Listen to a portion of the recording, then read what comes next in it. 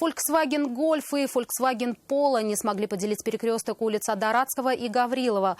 Светофор в момент аварии не работал, и участники должны были следовать указаниям дорожных знаков. Но водитель одной из иномарок слишком поздно заметил, что должен был уступить. С места происшествия Алия Хайруддинова. Только сервис машину забрал. Ездить на отремонтированном автомобиле мужчине пришлось недолго. Валерий Корсаков, водитель автомобиля Volkswagen Golf, ехал по улице Адаратского. Доехал только до перекрестка с Гаврилова. Дорогу в этом месте недавно отремонтировали, даже разметку не успели нанести.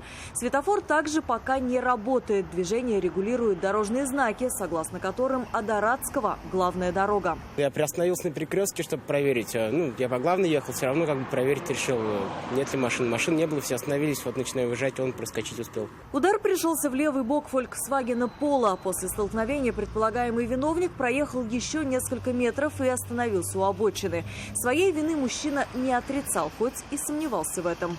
В общем потоке ехал просто, и все, слева мне удар. А на знак я не посмотрел, потому что ехал за машиной.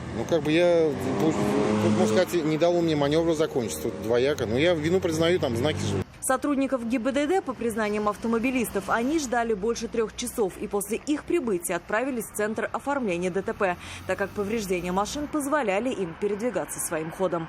Алия Хайруддинова, Нафиса Минязова, Наиль Абдуллин, вызов 112.